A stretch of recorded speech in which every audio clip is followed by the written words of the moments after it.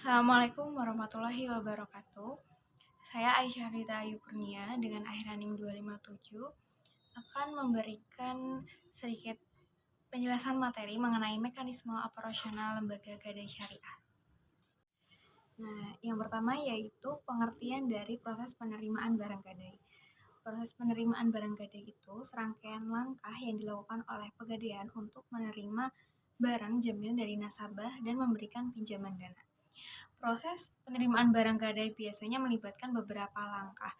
Itu tergantung pada kebijakan dan prosedur dari lembaga atau perusahaan gadai tertentu. Secara umum prosesnya yang pertama yaitu penilaian barang, yang kedua negosiasi pinjaman, yang ketiga pengisian formulir, yang keempat verifikasi dokumen, yang kelima pembuatan kontrak, yang keenam penandatanganan perjanjian, yang ketujuh penyerahan barang, yang kedelapan penyerahan dana pinjaman, dan yang terakhir yaitu jangka waktu pinjaman.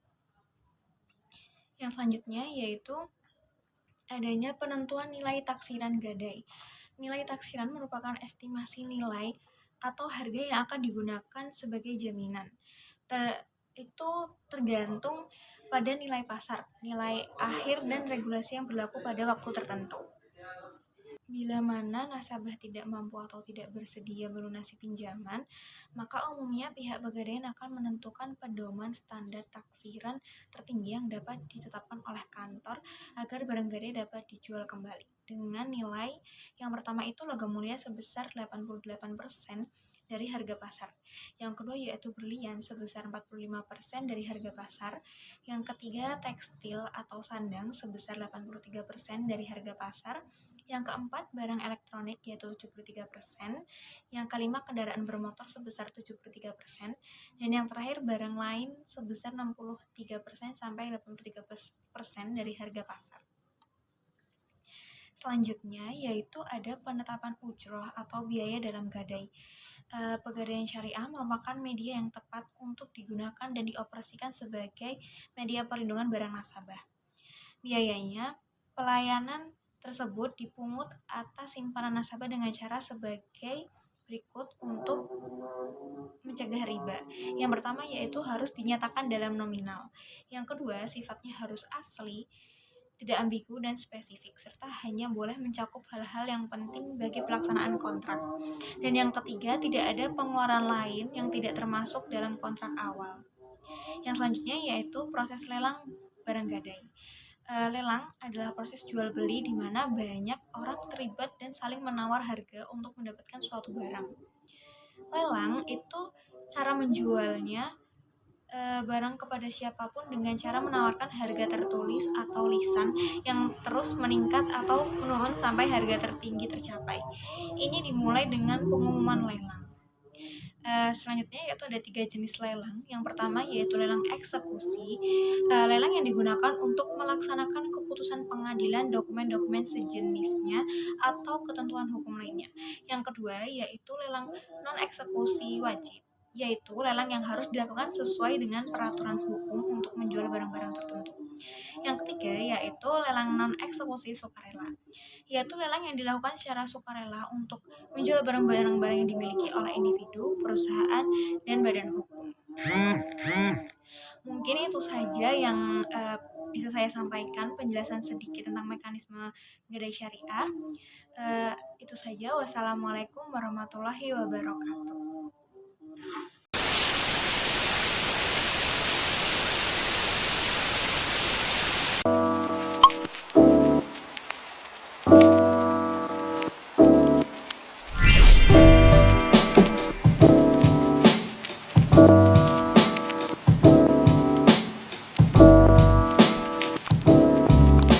Assalamualaikum Ina. Waalaikumsalam Ai.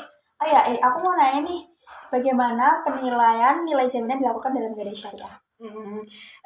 Penilaian nilai jaminan dalam gadai syariah itu dilakukan dengan mempertimbangkan nilai intrinsik dan potensial jaminan tersebut.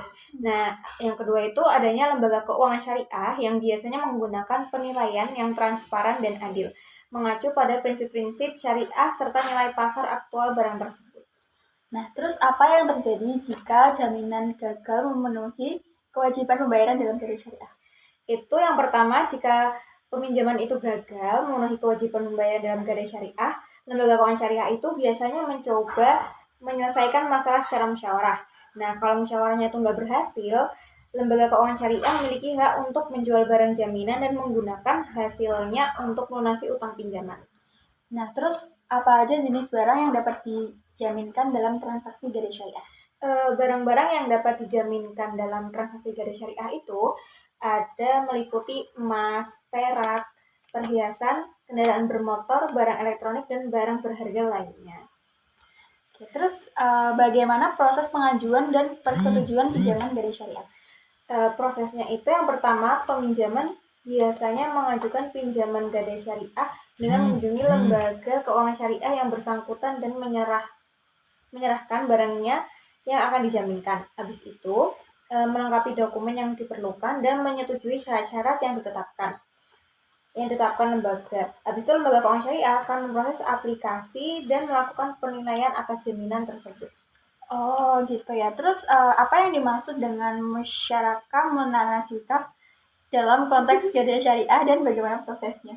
Kalau musyarakah mutanakisah itu bentuk kerjasama antara pemberi pinjaman dan peminjam dalam transaksi gadai syariah.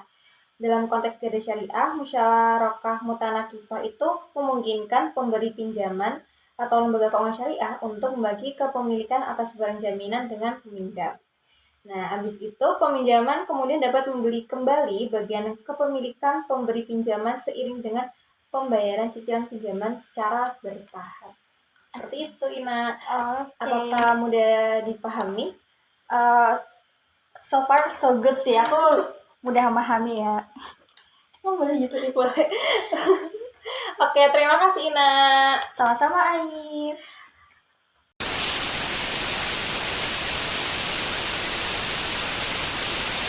Behind the scene.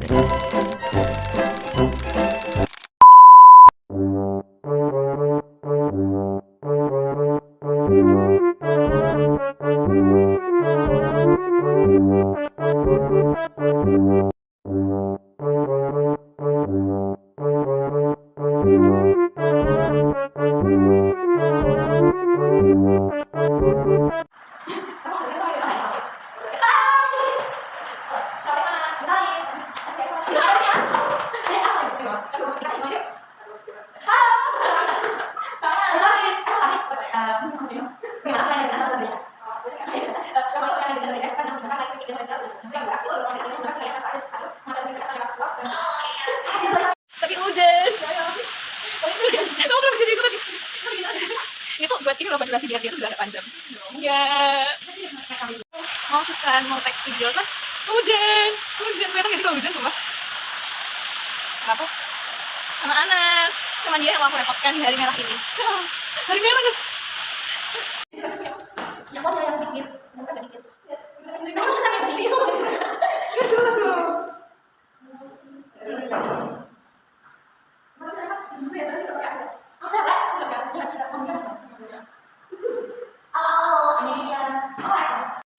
Yay. Ini kan numpang tag video. Aku sih yang numpang. Hai. Bukan. Satu, dua. Hai. Assalamualaikum. Salam Ai. Aku mau nanya nih, bagaimana penilaian nilai jaminan dilakukan dari gadai syariah? Penilaian jaminan dalam gadai syariah itu dilakukan dengan mempertimbangkan nilai intrinsiktif dan potensial jaminan tersebut. Nah, yang kedua itu adanya lembaga keuangan syariah yang biasanya menggunakan penilaian yang transparan dan adil, mengacu pada prinsip-prinsip syariah serta nilai pasar aktual barang tersebut. Nah, terus apa yang terjadi jika jaminan gagal memenuhi kewajiban bayar dalam gadai syariah? Itu yang pertama, jika peminjaman itu gagal memenuhi kewajiban bayar dalam gadai syariah, lembaga keuangan syariah itu biasanya mencoba menyelesaikan masalah secara musyawarah. Nah, kalau musyawarahnya juga berhasil, lembaga keuangan syariah memiliki hak untuk menjual barang jaminan dan menggunakan hasilnya untuk melunasi utang pinjaman. Nah, terus apa aja jenis barang yang dapat dijaminkan dalam transaksi gadai syariah? Barang-barang yang dapat dijaminkan dalam transaksi gadai syariah itu ada meliputi emas, perak, perhiasan, kendaraan bermotor, barang elektronik, dan barang berharga lainnya. Terus bagaimana proses pengajuan dan persetujuan pinjaman gadai syariah? Prosesnya itu yang pertama, peminjaman biasanya mengajukan pinjaman gadai syariah dengan mengunjungi lembaga keuangan syariah yang bersangkutan dan menyerahkan barangnya yang akan dijaminkan. Habis itu, melengkapi dokumen yang diperlukan dan menyetujui syarat-syarat yang ditetapkan lembaga. Habis itu lembaga keuangan syariah akan memproses aplikasi dan melakukan penilaian atas jaminan tersebut. Oh gitu ya. Terus apa yang dimaksud dengan musyarakah munasikah dalam konteks gadai syariah dan bagaimana prosesnya? Kalau musyarakah mutanakisah itu bentuk kerjasama antara pemberi pinjaman dan peminjam dalam transaksi gadai syariah. Dalam konteks gadai syariah, musyarakah mutanakisah itu memungkinkan pemberi pinjaman atau lembaga keuangan syariah untuk membagi kepemilikan atas barang jaminan dengan peminjam. Nah, habis itu peminjaman kemudian dapat membeli kembali bagian kepemilikan pemberi pinjaman seiring dengan pembayaran cicilan pinjaman secara bertahap. Seperti itu, Ina. Apakah mudah dipahami? So far so good sih, aku mudah memahami ya. Oke, terima kasih Ina. Sama-sama Ais. Dah. Nanti kita dia. Makasih Luna, sumpah. Satu, dua, tiga. Sampai mana? Waalaikumsalam Ais. Ais mau tanya nih, bagaimana penilaian nilai jaminan dilakukan dalam garis syariah? Itu yang pertama, penilaian nilai jaminan dalam garis syariah itu dilakukan dengan mempertimbangkan nilai intrinsik dan potensial jaminan tersebut. Habis itu yang kedua, itu lembaga keuangan syariah biasanya itu menggunakan penilaian yang transparan dan adil, mengacu pada prinsip-prinsip syariah serta nilai pasar aktual barang tersebut. Ada lagi? Ada dong. Aku tanya lagi, apa yang terjadi jika peminjam gagal memenuhi kewajiban pembayaran dalam garis syariah? Itu jika peminjam gagal memenuhi kewajiban membayar dalam garis syariah, lembaga keuangan syariah biasanya mencoba menyelesaikan masalah secara musyawarah. Habis itu jika upaya musyawarah tidak berhasil, lembaga keuangan syariah memiliki hak untuk menjual jaminan dan menggunakan hasilnya untuk melunasi utang pinjaman. Aku masih banyak tanya nih, aku tanya boleh? Apa saja jenis barang yang dapat dijaminkan dalam transaksi garis syariah? Barang-barang yang dapat dijamin dalam transaksi garis syariah meliputi emas, perak, perhiasan, kendaraan bermotor, barang elektronik dan barang berharga lainnya. Kalau bagaimana proses pengajuan dan persetujuan pinjaman garis syariah? Itu yang pertama itu peminjam biasanya mengajukan pinjaman garis syariah dengan mengunjungi lembaga keuangan syariah yang bersangkutan dan menyatakan barang yang akan dijaminkan. Habis itu melengkapi dokumen yang diperlukan dan memenuhi syarat-syarat yang ditetapkan. Lembaga keuangan syariah akan memproses aplikasi dan melakukan penilaian jaminan. Satu lagi aja. Apa yang dimaksud dengan musyawarah mutanakisah dalam konteks garis syariah dan bagaimana prosesnya? Yang pertama itu musyawarah mutanakisah, yaitu bentuk kerjasama antara pemberi pinjaman dan peminjam dalam transaksi garis syariah. Yang itu dalam konteks garis syariah, musyawarah mutanakisah itu memungkinkan pemberi pinjaman atau lembaga keuangan syariah untuk membagi kepemilikan atas barang jaminan dengan peminjam. Peminjam kemudian dapat membeli kembali bagian kepemilikan pemberi pinjaman seiring dengan pembayaran cicilan pinjaman secara bertahap. Terima kasih Ais, sudah mau menjawab. Terima kasih banyak.